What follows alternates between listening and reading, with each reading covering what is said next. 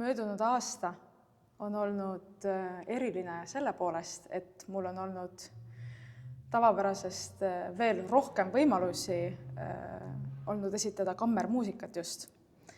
Et siin esmakordselt möödunud kevadel ma esitasin Eino Tambergi laule, nüüd sügisel esmakordselt Veljo Tormise laule. Ja lisaks sellele olen esitanud ka palju saksa kui prantsuse kammermuusikat, nii siis Interpreetide Liidu korraldatud kontserditel kui ka Rahvusooperi kammermuusika sarja raames. Nii et väga suur rõõm on olnud nii palju sellega tegeleda see aasta. 2 eredamat projekti möödunud aastast Rahvusooper Estonias olid kindlasti Raveli Hispaania tund ja Straussi Nahkhiir,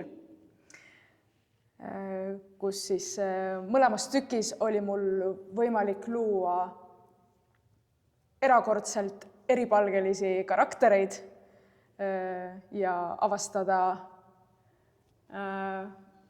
väga laia emotsioonide spektrit, nii et see oli väga lõbus ja näitlemise poole pealt väga suur väljakutse, aga jällegi väga arendav. Minu jaoks kõige olulisem kammermuusika projekt oligi nüüd tegelikult nädal aega tagasi, 9. jaanuar Kadriorus ja Tubina saalis. Siis olid minu enda soolokontserdid ja miks nad on mulle nii erilised, ongi just sellel lihtsal põhjusel, et ma panin selle kava otsast lõpuni ise kokku ja need laulud, mida ma seal esitasin, olid mul hingel olnud hästi kaua aega. Ma olen tõesti aastaid juba kuidagi küpsetanud seda kava oma peas ja eelmine nädal oli lõpuks siis võimalus publiku ette tulla nendega. Nüüd sel hooajal on tulemas Rahvusooperis 2 uut tükki. Praegu käivadki proovid, 2 nädala pärast on esikad, siis Janaceki ooper Väike kaval rebane, lavastaja Priit Võigemast on olnud erakordselt inspireeriv ja kihvt prooviperiood. Ja kevadel tuleb lavale uus algupärand, Tõnis Kaumanni ooper Haron. Ma loodan, et ma hääldasin seda õigesti. Ja seal on mul ka roll, nii et uut ja põnevat on tulemas väga varsti Rahvusooperi laval. Ja 3. veebruaril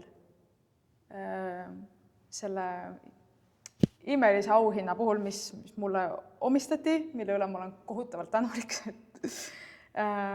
teeb mu meele väga rõõmsaks, et mul avaneb võimalus 3. veebruaril esineda Eesti Muusikateatri Akadeemias aasta interpreetide gala kontserdil, siis koos professor Ivari Iljaga ja kaastegev on Rasmus Andres Raide, kellega me just siis tegime Lõvipruudi kontserdid.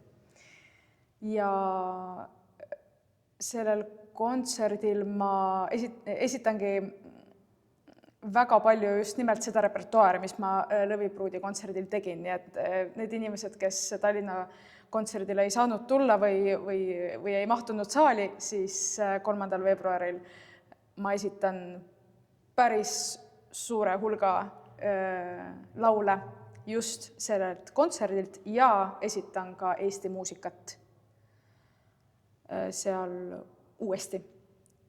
Tuleb väga mitmekesine ja põnev kava ja ootan seda väga.